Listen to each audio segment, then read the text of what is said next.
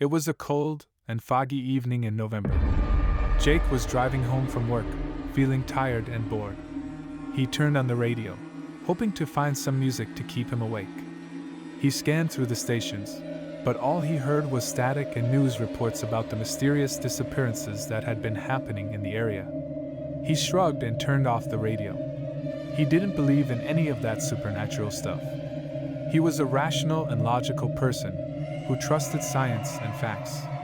He thought the disappearances were probably the work of some serial killer or cult, and that the police would catch them soon.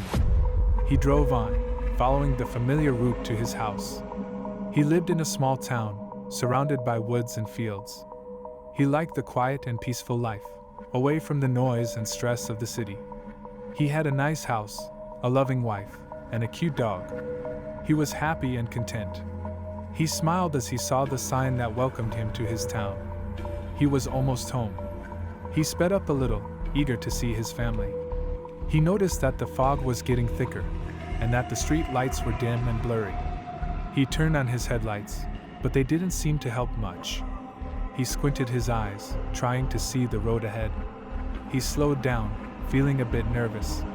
He had driven this road 1,000 times, but he felt like he was lost. He couldn't see any landmarks or signs, just a wall of white mist.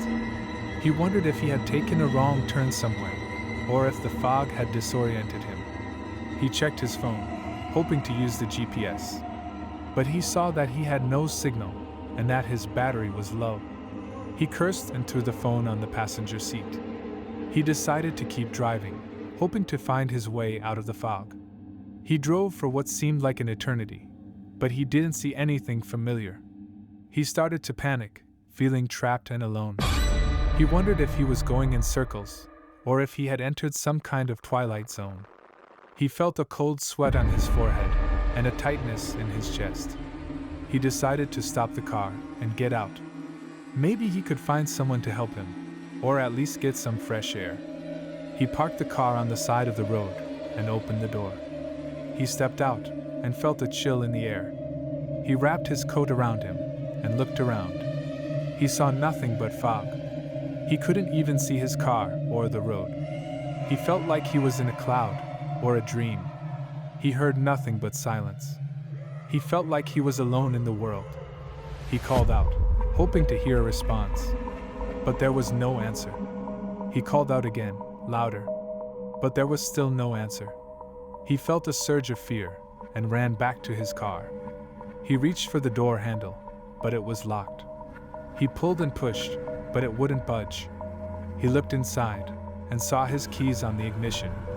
He had locked himself out. He banged on the window, hoping to break it. But it was too strong. He screamed and cursed, but no one heard him. He felt a tear roll down his cheek, and a sob escape his throat. He was trapped. He leaned on the car, feeling hopeless and helpless. He wondered if he would ever see his family again, or if he would die in the fog. He wondered if anyone would ever find him, or if he would disappear like the others. He closed his eyes and prayed for a miracle. He waited for the fog to lift, or for someone to come.